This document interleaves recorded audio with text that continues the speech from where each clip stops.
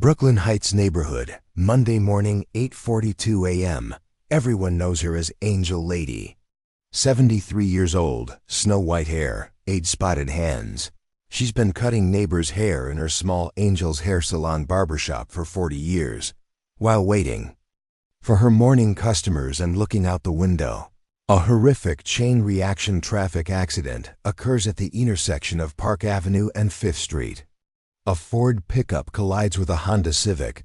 A child is thrown from the car. The driver is pinned against the steering wheel. A young woman lies bleeding on the ground, while neighborhood residents scream and panic, running around, calling police, shouting, "Call an ambulance." Angel Lady takes off her barber's apron, grabs her medical kit, which everyone thought was barber supplies, and walks calmly toward the accident. The moment she kneels beside the injured, everyone freezes, because her hands, which had been trembling for 40 years, suddenly stop shaking, and her gentle barber voice transforms into a commanding tone. "This man has a skull fracture. Possible intracranial bleeding. That child has abdominal internal hemorrhage. Immediate pressure needed. Put that woman in Trendelenburg position. Blood pressure dropping." Neighborhood residents stare in shock because they've never heard medical terminology in English from Angel Lady. No one knows that Angel Lady's real name is Staff Sergeant Angela Angel of Mercy Rodriguez, who served 30 years as a U.S. Army 6-8W combat medic, saving 127 wounded soldiers in Vietnam, 89 civilians in Somalia, and 156 coalition forces in Afghanistan. And now, Brooklyn Heights neighborhood is about to learn who the woman working in the barbershop really is. Angela Rodriguez's story was filled with dramas most people couldn't even imagine. Born in 1951 in the Bronx to a Puerto Rican family, she grew up in the shadow of poverty and street violence. Her father was a factory worker, her mother a cleaning lady, both working desperately so Angela could have a better life. The turning point in Angela's life came when she was 17. During gang wars in the neighborhood, her little brother Miguel was hit by a stray bullet. As Angela carried her blood-soaked brother to the hospital, she made a promise. "Someday, I'll be strong enough to save people." In 1968, at just 17 years old, she enlisted in the Army. It was the bloodiest year of the Vietnam War, and the military desperately needed medics. After basic training, Angela received 6-8W combat medic training at Fort Sam Houston. Her instructors were initially skeptical of her small, frail appearance, but Angela's courage, determination, and natural healing ability amazed everyone. Her first assignment was Vietnam. In 1969, at only 18 years old, she was assigned to the 3rd Field Hospital in the Mekong Delta. She was at the heart of the war. Dozens of wounded soldiers arrived daily, and Angela and her team raced against death. During those horrific years, Angela learned every nuance of battlefield medicine. She learned to treat gunshot wounds, stabilize patients in shock, and create innovative solutions during supply shortages. Most importantly, she learned to create hope from chaos. An incident during her 2nd year in Vietnam led to Angela earning the nickname Angel of Mercy. In April 1970, during a Viet Cong attack on their base, the hospital building was hit. Angela single-handedly evacuated 23 wounded soldiers from the building filled with flammable materials. She went in and out of the building 3 times, rescuing the last patient just as the roof began to collapse. After that night, the soldiers whose lives she saved began calling her Angel. And Angela wore this nickname with pride when she returned from Vietnam in 1973. Angela was only 22, but had the experience of a 50-year-old war veteran in her eyes. She served as an instructor at Fort Bragg, training young medics.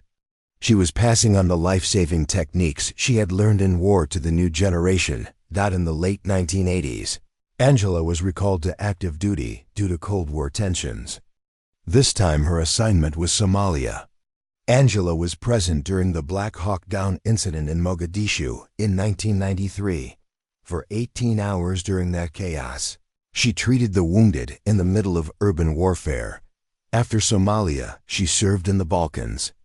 In the late 90s, in the NATO mission in Bosnia-Herzegovina, she provided medical aid to civilians. She treated children, women, and elderly people who were victims of war. Her final assignment was Afghanistan. From 2001 to 2005, despite being over 50, she worked at forward operating bases. Young soldiers called her Grandma Angel, but with respect, because Angela's experience was the most valuable asset that could save their lives. When she retired in 2005 at age 54, Angela left behind an incredible legacy. 30 years of military service, duty in 3 different wars, 372 officially recorded. Life-saving operations, Bronze Star Medal, Purple Heart, Combat Medical Badge. The medals on her chest were proof of her sacrifice. But Angela struggled with the transition to civilian life. PTSD, survivor's guilt, and the constant feeling of being on alert overwhelmed her. For a few years, she lived quietly in a small apartment in Brooklyn, volunteering at VA hospitals. In 2008, she saw that a small barbershop in Brooklyn Heights neighborhood was for sale. It would be simple work where she could interact with people, be useful, but wouldn't remind her of her war past. She named the shop Angel's Hair Salon. Only she knew the real meaning of the nickname. Residents immediately loved Angela. The stories she listened to while cutting hair, the life advice she gave, her quiet compassion. Everyone began to know her as Angel Lady.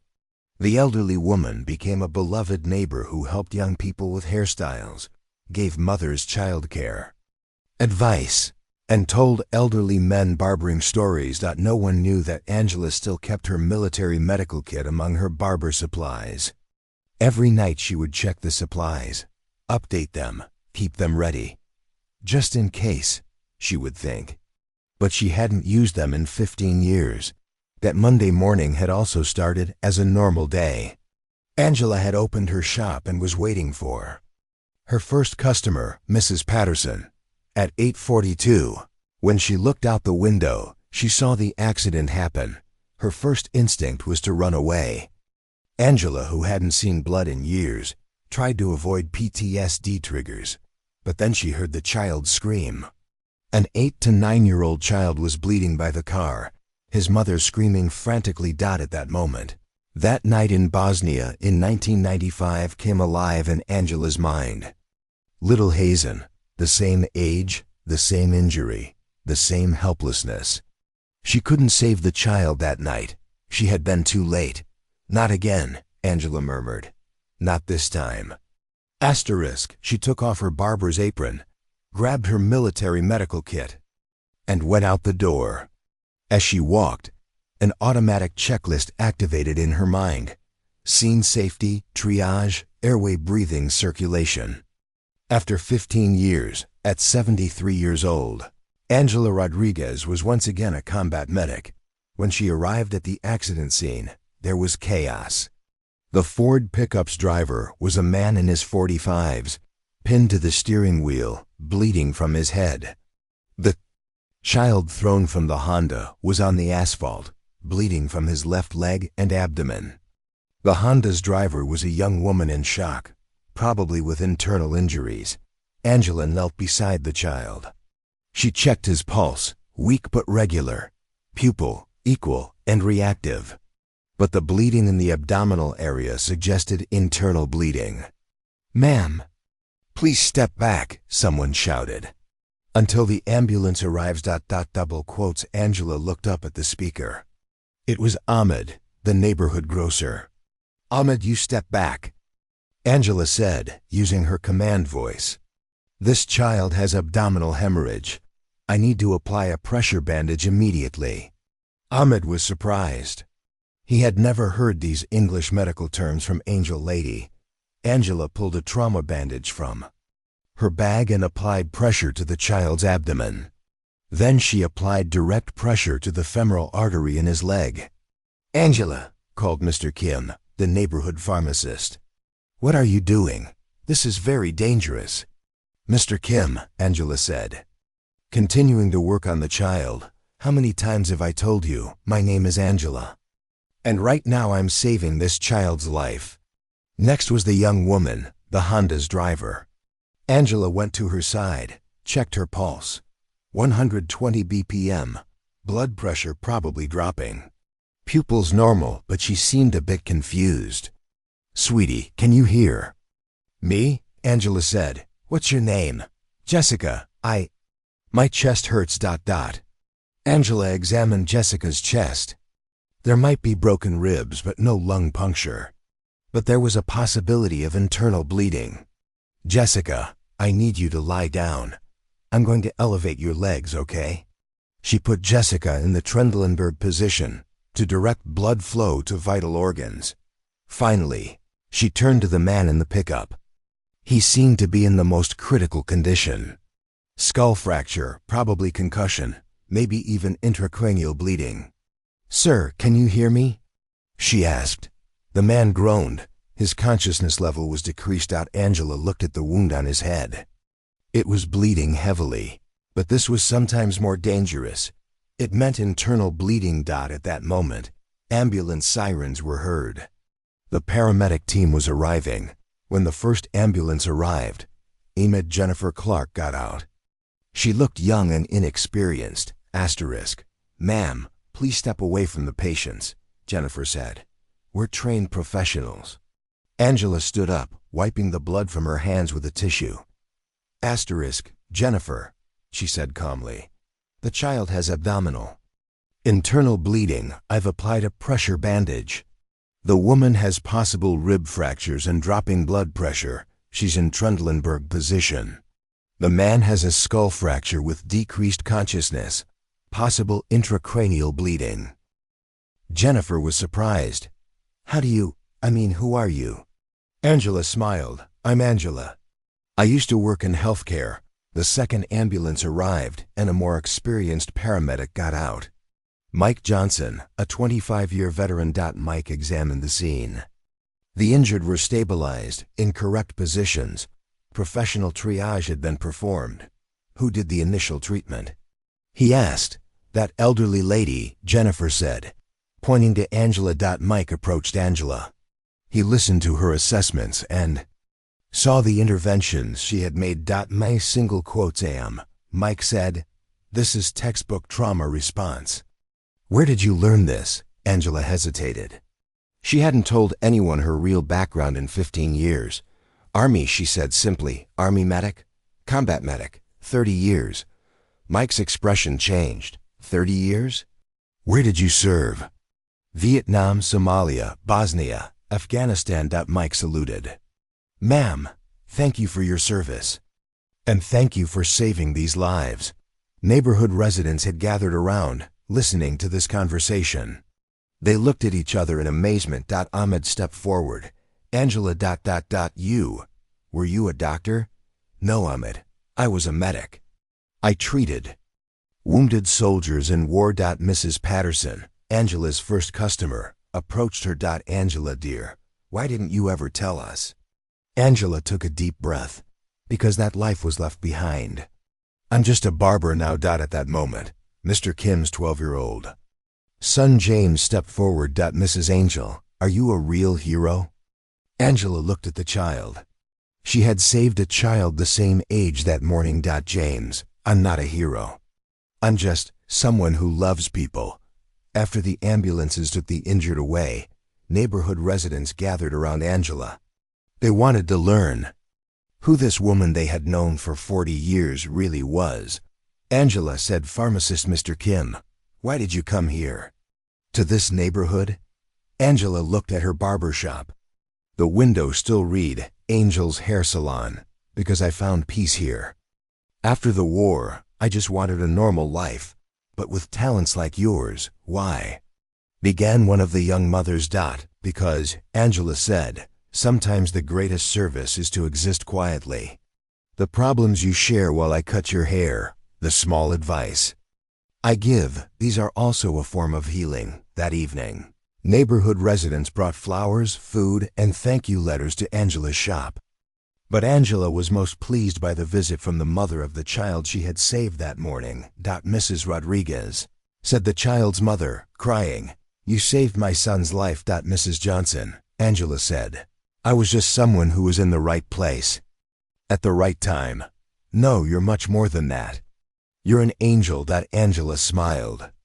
After 40 years, she was Angel again. The next day, the barber shop was more crowded than usual.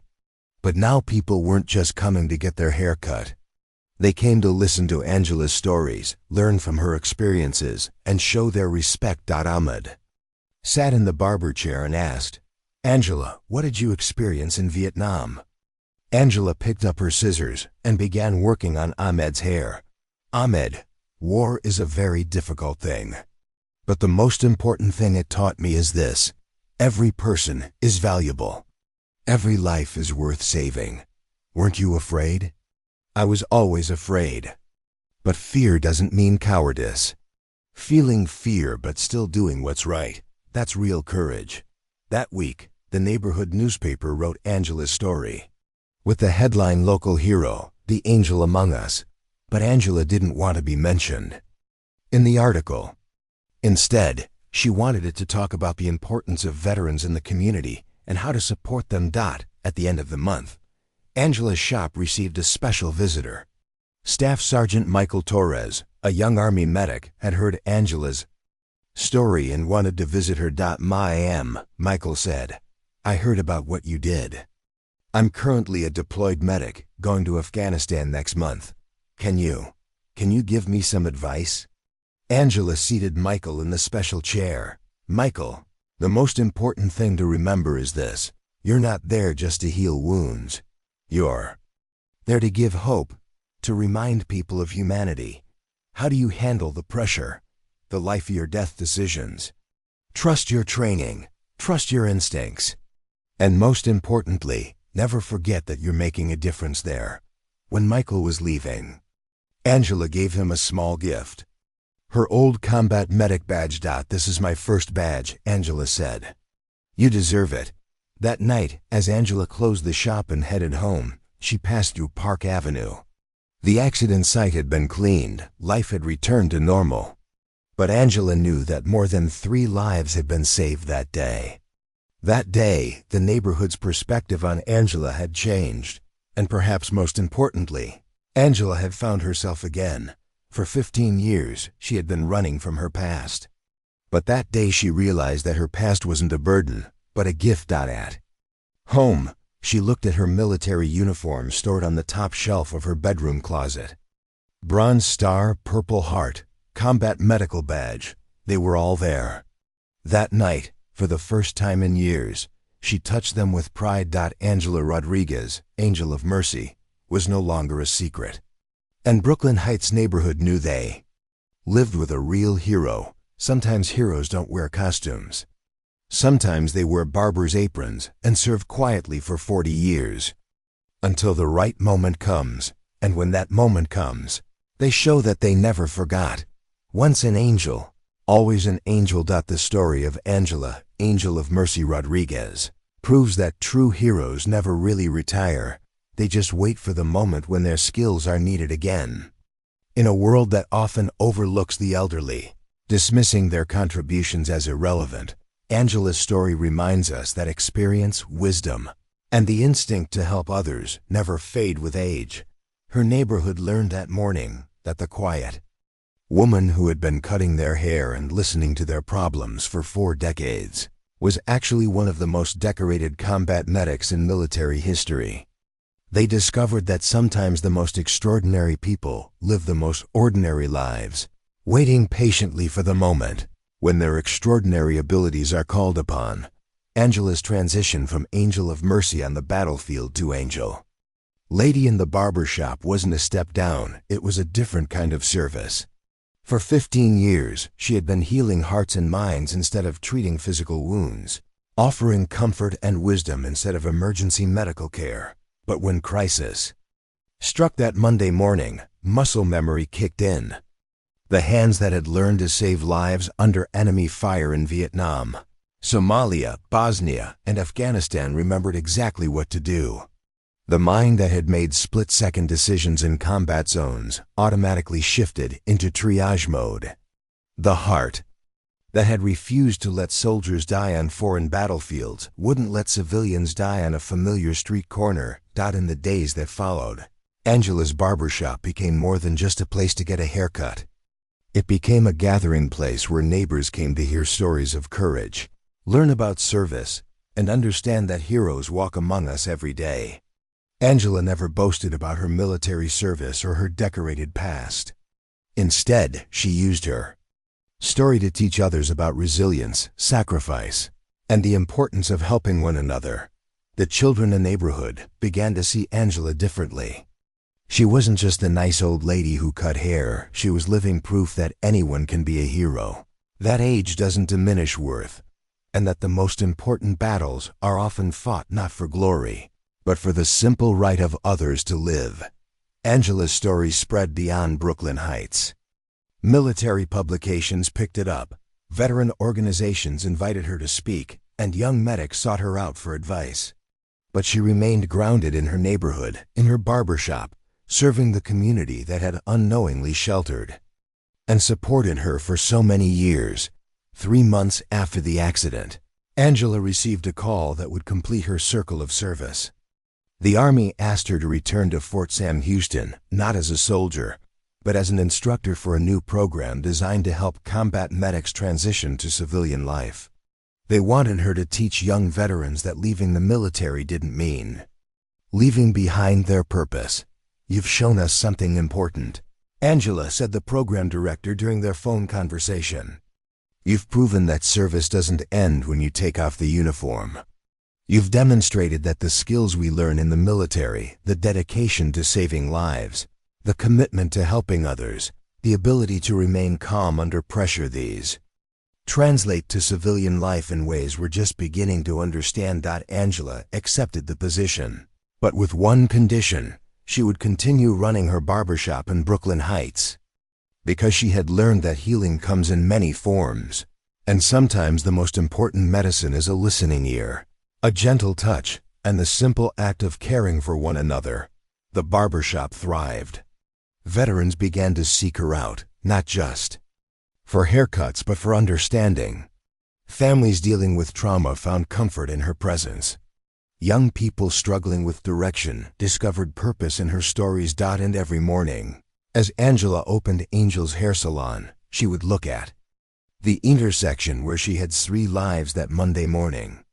She would remember that heroes are made not just in dramatic moments of crisis, but in decades of quiet service, in the choice to care for others, and in the willingness to use our gifts, whatever they may be, to make the world a little better. Angela Rodriguez had learned the ultimate truth about heroism. It's not about the uniform you wear or the medals on your chest. It's about the moment when someone needs help and you choose to help them. Whether you're 18 years old on a battlefield in Vietnam or 73 years old on a street corner in Brooklyn, the choice is the same.